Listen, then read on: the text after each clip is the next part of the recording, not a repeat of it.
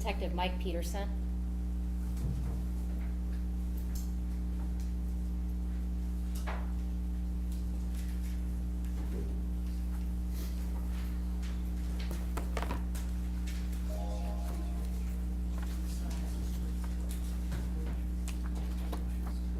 Yes, I do.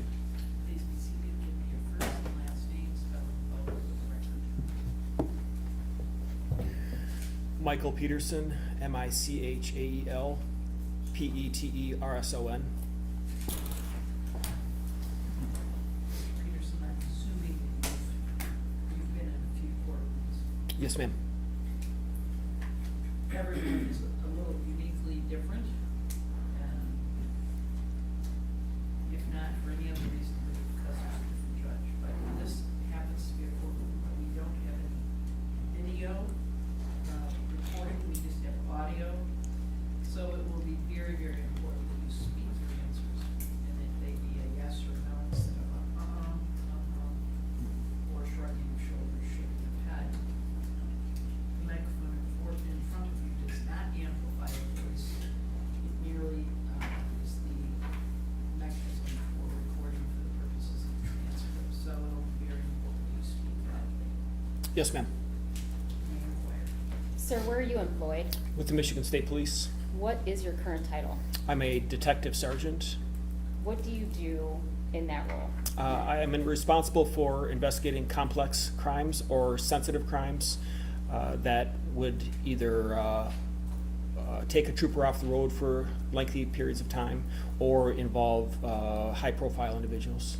When you say complex type of cases, can you give me some examples? Sure, I've investigated homicides, multiple homicides, murder for hires, armed robberies, cases that have a lot of evidence and require a lot of follow-up. You indicated you're a detective. Yes, ma'am. How long have you been a detective? Since 2014, How long have you been with Michigan State Police throughout your career? since 1998. Can you walk me through your career? Sure, I entered the 116th Trooper Recruit School in 1998. I graduated in July, and I became a road trooper. I worked on the road for 16 years. During that time, I also worked on Mackinac Island. I was an instructor at the training academy a couple times.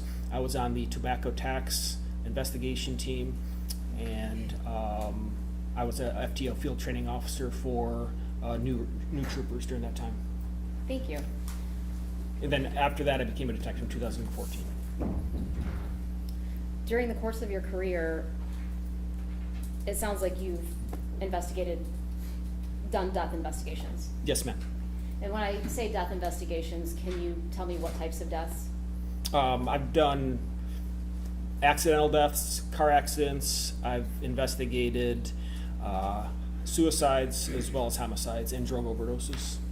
So when you talk about investigating suicides, is there typically a point in time where you would locate that individual? Yes, ma'am. Okay, and would that be in almost every suicide you've investigated? Yes, ma'am. Well, if it's suicide, yes, we'd have to find the body. Yes. Why is that? Well, in order to do that, we'd have to for the medical examiner to determine it a suicide, we'd have to know the injuries and things of that nature. And you said you've investigated accidental deaths and homicides, correct? Yes, ma'am. Okay. I've heard the term suspicious death before. Do you know what that term means? It is a death where it is suspected that some sort of foul play or person was responsible, but it has to be proven. When you come across a death in the capacity of your job and you deem that it's a suspicious death, what do you do? We investigate, we start with a victimology, which is we learn everything we can about that person's life, and we start with their last contacts and their people closest to them and work our way out. We also investigate the crime scene, collect evidence, and based on all that, then the body is sent to the medical examiner for an autopsy, and the medical examiner then, based on the injuries that he's able to see on the body, and comparing that to the information that we have gathered from the scene and from statements made from everyone, makes a determination of cause of death and manner of death. Okay, so he makes a determination as to the cause and manner of death. Yes. Sounds like a silly question, but can you tell me what the cause of death could be? Sure. You could have a homicide, which is a direct killing of someone, an intentional killing. I'm sorry, that would be manner. The cause would be, for example, a gunshot wound. It could be a strangulation. It could be drowning. If you can imagine any way a person can die, that would be the cause of death. Okay. And the manner of death? Give me examples. Sure. Manner of death, you would have natural causes or accidental death, suicide, or homicide. When you have a case where the medical examiner reports back to you that the cause of death would be a homicide, would that be important to you as the investigator? Yes, it would. Why is that? Well, the medical examiner, if he were to come back and say that a case is natural, if we're talking, you mentioned before, you brought up a suspicious death. If it's suspicious, but he determines that it's natural, say the subject had a heart attack, well, then it would rule out that this was a homicide. However, if he found obvious injuries on the subject, the deceased subject, that there's no other way to account for them but by the hands of someone else, then he'd rule it a homicide. So that would be important. It is crucial for us to determine for our case. And that would be considered a piece of evidence for your case? Yes, ma'am. How many homicide trials during the course of your career have you either been a part of or as the direct investigator, or been a part of on the outside of? Probably 8, roughly. And have you attended all of those trials? Yes, ma'am. And does the medical examiner testify at those trials as to the cause and manner of death? Yes, ma'am.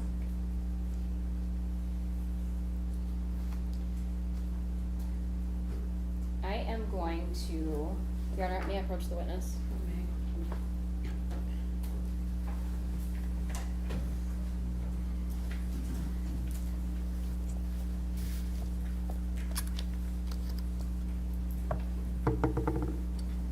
So I've handed you People's Exhibit 47. Now, just to be clear, Your Honor, Mr. Amadeo and I have already stipulated to the admissibility of this for preliminary exam purposes. I am in receipt of it, Your Honor. I have reviewed and I do step. So just to be clear, sir, you did not create this report, correct? That is correct. Okay. And can you read the title on the very first cover page of what this document is, what this report is? It is a forensic examination report. And for what case number? Case number CCU-3579-2025. And this packet, this exhibit that I've handed you contains 15 pages, correct? If you can look at the last page and...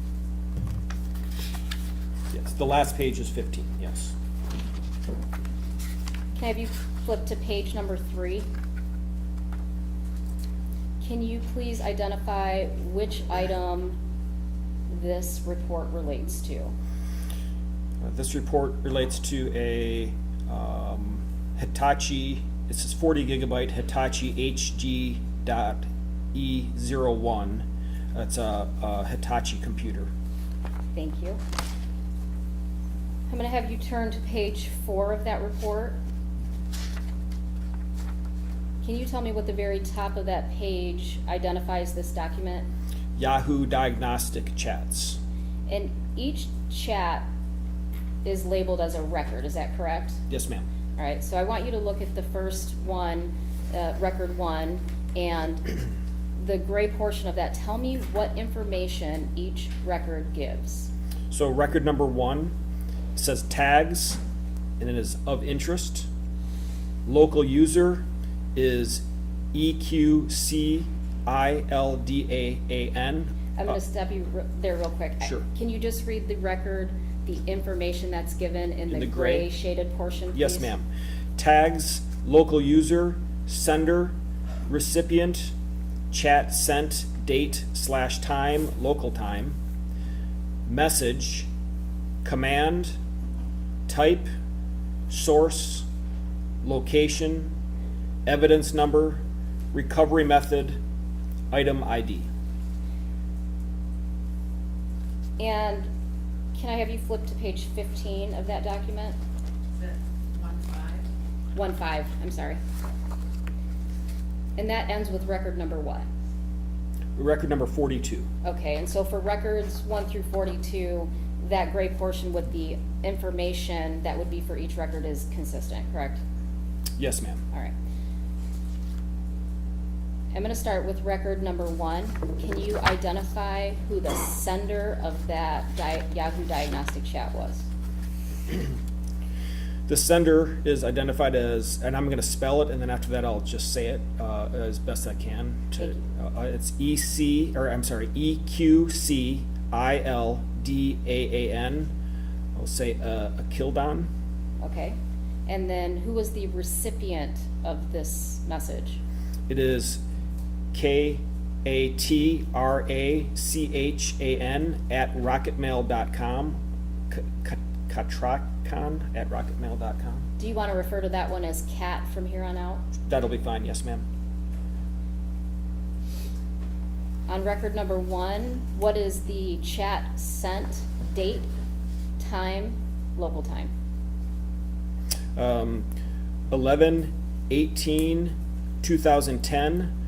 Local time would be 14:46 or 2:46. Can you read the message that is contained in record 1? This is from Kildon to Cat. Hello there. Record 2, can you indicate for me again who the sender, recipient, date and time, and message? Sender is Cat. Recipient Kildon.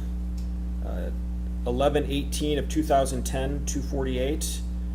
The message is hey. Record 3, can you please do the same? Sender is Cat. Recipient Kildon. 11/18/2010, 2:48. Message, sorry for the long delay.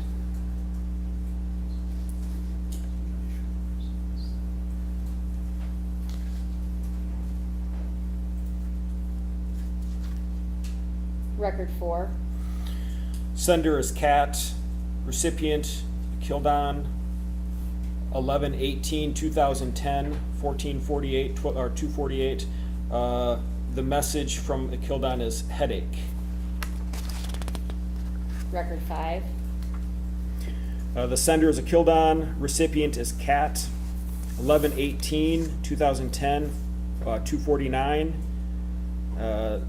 Kildon said, "It's fine. I'm used to it from the wife who doesn't like me anymore." record 6, Sender is Cat. Recipient is Kildon. 11/18/2010, 2:49. Kildon said, "So no change?" Question mark. record 6, oh, record 7, I apologize. Sender is a Kildon. Recipient is Cat. 11/18/2010, 2:50. Kildon said, "Went from good to bed, then to worse." Record 8, Sender is a Kildon. Recipient is Cat. 11/18/2010, 2:50. Message, "It will all end this weekend, though." record 9, Sender is Cat. Recipient is a Kildon. 11/18/2010 at 2:50. What's this weekend? Question mark.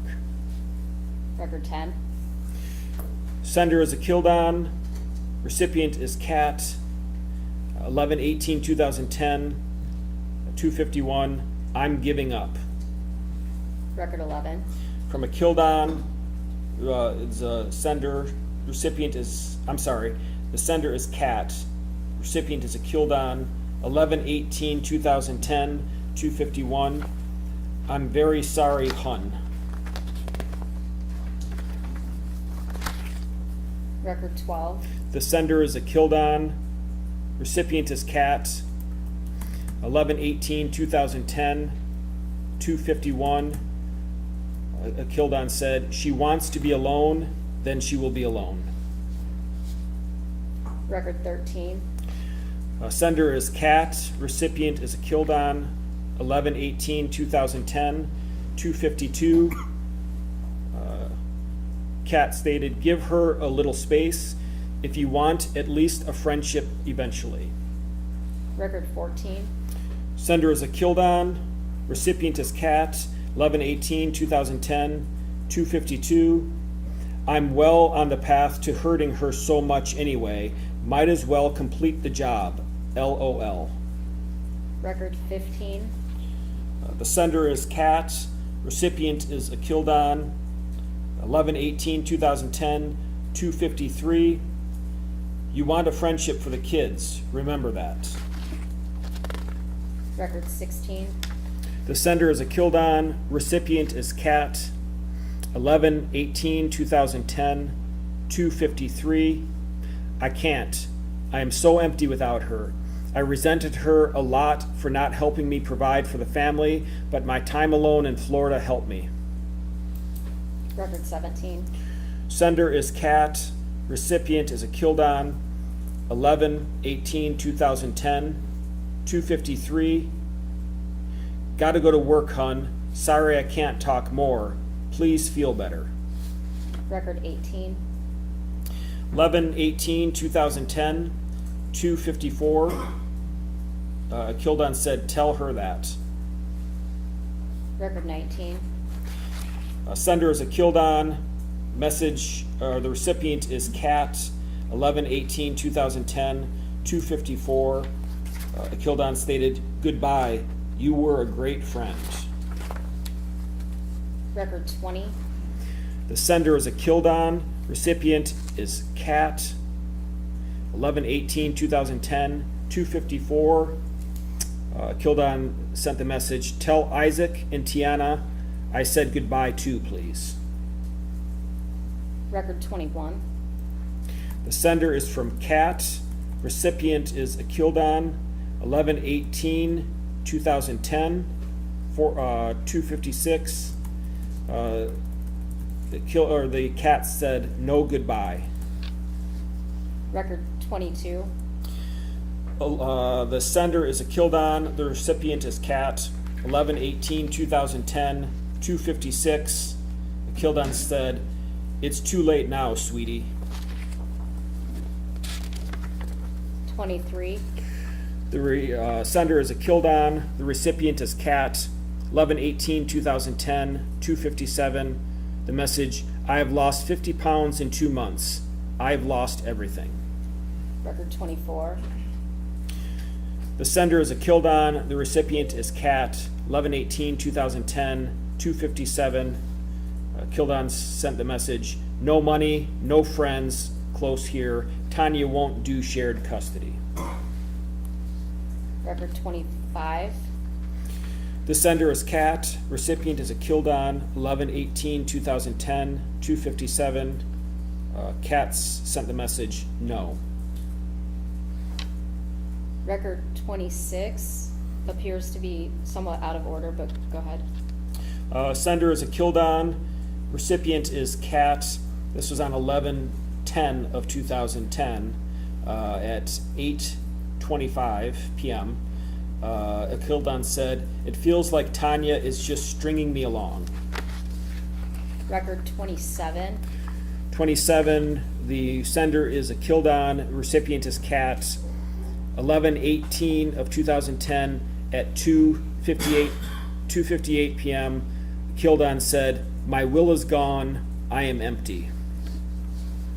Record 28. Sender is a Kildon. Recipient is Kat. 11/18/2010 at 2:59 p.m. Kildon sent the message, made preps for things to be done. Tomorrow is my last day of pain. Record 29. The sender is Kat, recipient is Akildon, 11/18 of 2010, 3:01 p.m. The message from Kat is no with an exclamation point. Record 30. Record 30, the sender is Akildon, the recipient is Kat, 11/18, 2010, 2:58 p.m. Akildon sent the message, won't touch or hug or kiss me, barely talks to me. Record 31. The sender is Akildon, recipient is Kat, 11/18, 2010, 3:01 p.m. The message is from Akildon, take care of that baby.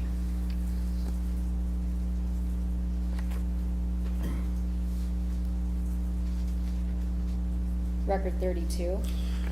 Record 32, the sender is Akildon, recipient is Kat, 11/18, 2010 at 3 o'clock.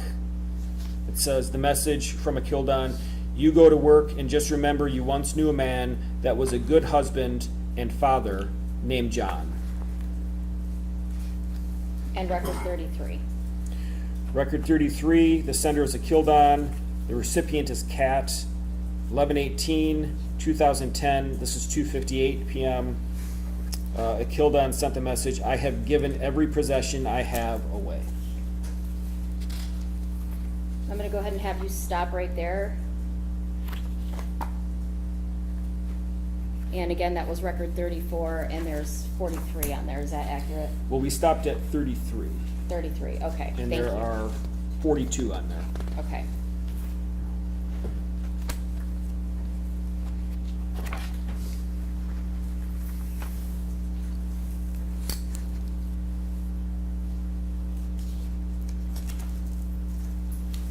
I'm gonna switch gears a little bit. Did you become involved in this particular case at some point in time? Yes, ma'am. Do you recall approximately when that was? Approximately a year and a half ago, roughly. I mean, I've received calls at the post for a decade about this. Occasionally I'll get a tip or something that I would typically forward on to Lieutenant Brewer, but I became actively involved about a year and a half ago. Was there a point in time where you had contact with John Skelton? Yes, ma'am. Do you recall what day that was? It was November 3rd, 2025. And do you recall where that was? It was at a prison. Offhand, I don't remember the prison. Where was that? It's in an interview room, though, at the prison. Prior to going up and speaking to him, had you done any looking into his previous statements? Yes, ma'am. Where did you meet with him at the prison? It was in a conference room in the prison. Does Bellamy Creek facility sound familiar? Is that? Yes, ma'am. Okay. And at the time that you go in this conference room with John Skelton, did you read him Miranda? No, ma'am. Okay. Did you advise him of anything else? I advise him of what are called behealer warnings. It's when someone is not in custody, but you are wanting to question them. So behealer warnings are essentially you're telling them that they're voluntarily, they're free to leave or stop answering questions at any time. I will show them that the door is unlocked so they don't feel like they're in any way locked in or are caged in at all. So I advise them of those. When you say not in custody and he's in prison, can you explain a little bit more about that? Yes, ma'am. So Miranda warnings typically apply to people who are in police custody. He is not in police custody, and his prison is his home. So he's free to, if he wants to come and talk to me, he can. He is also free at that time when whoever went to get him, the guard or the inspector, he's free to say, I don't want you to talk to the police, and he can stay in his home, his cell. And so that's why he's not, for purposes of Miranda warnings, he's not considered in custody. Okay, so you did advise him, he didn't have to talk to you and he didn't have to be in that room with you at that time, correct? That is correct. All right. Specifically as it relates to the early morning hours of Friday, November 26th, 2010, Did you have a conversation with John Skelton about that? Yes, ma'am. Tell me about that. So he had talked about the process of giving his kids away, his boys away, and to a group called Underground Sanctuary. And he stated that someone by the name of Joanne and Virgil left with his kids at 12 a.m. on the 26th, which would have been as Thanksgiving had turned over to 12 a.m., just for clarification, that they left around 12 a.m. Okay, so Thursday, Thanksgiving night, going into Friday, the 26th. That is correct. Okay, go ahead. He stated that, I quote, "They left and I burnt everything." Okay, Okay, so I asked him why he burnt everything. He stated he wanted to kill himself and that he didn't want Tanya to find the kids. okay. I asked him why he didn't he stated that he'd felt regret immediately for giving away the kids. And I stated, well, why didn't you try to get the kids back instead of killing yourself then? And he said, I did. He stated that, and I asked him to tell me about that, about his attempts to get the children back.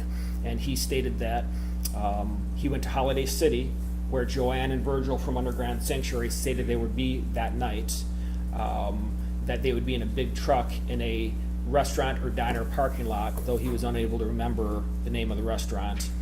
And he stated that he went there to Holiday City in Ohio at approximately 6 or 6:30 in the morning, or a few hours after that they left his residence. So he said he immediately had regret about giving them away, and then he didn't return to go find them though until 6 a.m. Is that accurate? That is accurate, Okay. yes. So he indicates that they tell him they're gonna stay in Holiday City for the night. Is that accurate? Yes, ma'am. Now, again, before you go in there, you've reviewed everything up until that point. Is this consistent with previous statements? Is what consistent? Which part? The Holiday City part. Thank you for asking Yes. for clarification. No, ma'am. Okay.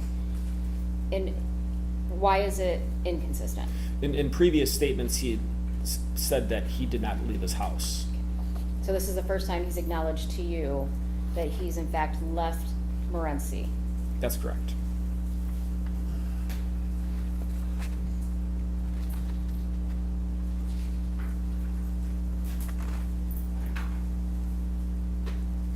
Thank you, I have nothing further.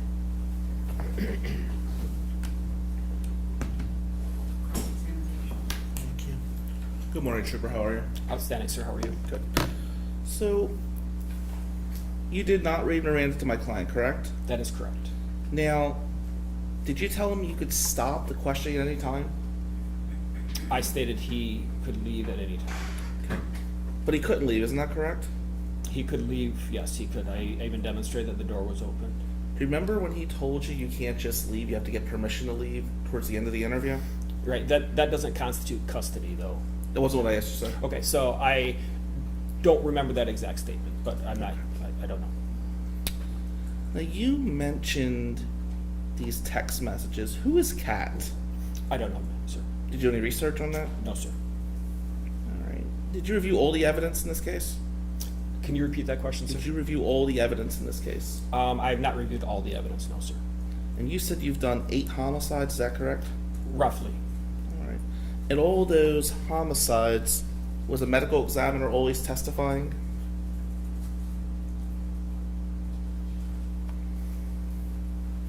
And all the ones that I was involved with, yes, sir. Okay. How many of the 8 that you've done was there no bodies? None, sir. So this would be the first one. Yes, sir. Do you say it's a problem at all? I don't understand that question, sir. What would, Do you think it's problematic to prosecute someone without bodies for a homicide as in your profession? it's more difficult, but it is, I don't know what you mean by problematic. Did you review the camcorder that's been put in evidence? Camcorder for what? No, I did not, sir. How about the duffel bag? No, sir. How many times did you meet with my client? How many times did I speak with him? Yeah. One time, sir. Did you notify him you were coming? No, sir. Did you tell him you were recording it? No, sir. Why not? It's not required, sir. So you weren't honest with him, correct? I was honest with him because I didn't tell him doesn't mean I was dishonest. Well, didn't you actually tell him you don't know if charges were being brought? I told him that I couldn't promise they weren't going to be brought When did you interview him? on November 3rd, And when was- 2025. What was his out date from prison? Do you know that? It was approximately 2 weeks later. And when were charges brought against him? I don't remember, sir. When Probably you- Go ahead, sir. When you went there, did you know he was being charged with homicide or not? Yes, sir. And did you tell him you didn't know? I told him I couldn't promise him that he would not be charged. So you lied to my client, correct? That's not a lie. I couldn't. It's not a lie? I couldn't promise him that he would not be charged. That's not a lie. Well, hold on a sec. Educate me, please. Did you tell my client you didn't know he was going to be charged, and did you just answer you did know he was being charged? How is that not a lie? Objection, asked and answered and argumentative. I just want clarification.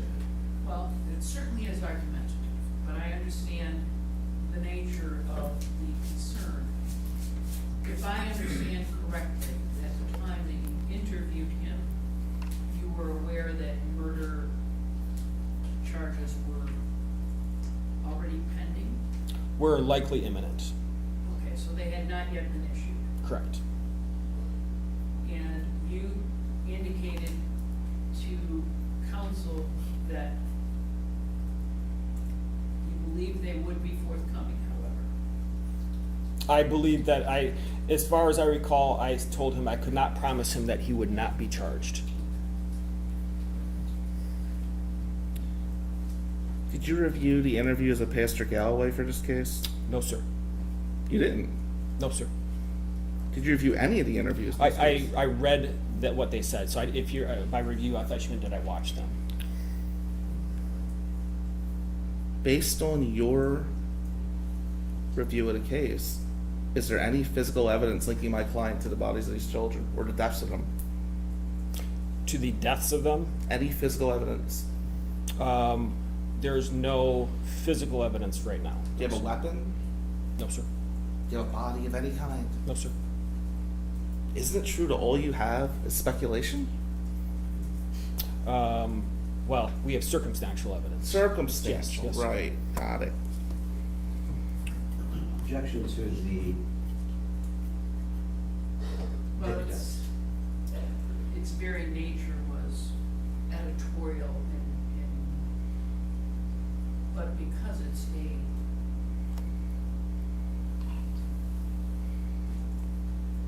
hearing before a magistrate, quote unquote, judicial magistrate, I think I can take the answer and the question and the attitude for what it's worth. thank you. What new evidence do you have from your time you're on the investigation that was not presented in 2010? Go ahead. Objection, presented to who? I'll rephrase. What new evidence have you found in your investigation that was not available in 2010? His inconsistent statements with my interview with previous interviews. So, inconsistent statements, that's what you guys have? Objection is asked and answered. I want clarification. Correct. Again, your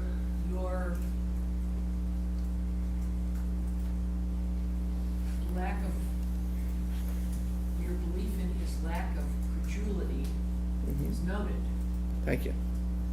But the bottom line still is that this is my decision ultimately. I understand, Your Honor. And while you're incredulous,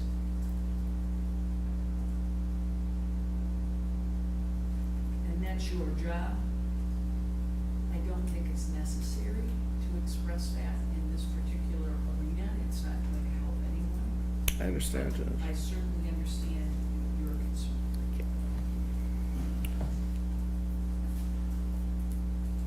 Have you found inconsistent statements between the witnesses over the years? I've not reviewed them that carefully, sir. Nothing further.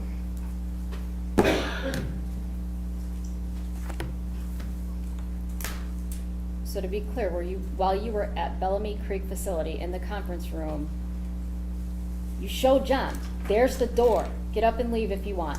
Yes, ma'am. In fact, I actually stood up and walked over and opened the door to show him that he could leave.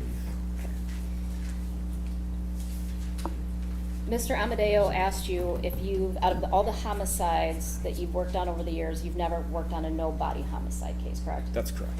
You did, in fact, work on a case that began as a no-body homicide case in November of 2023, correct? Yes, ma'am. All right.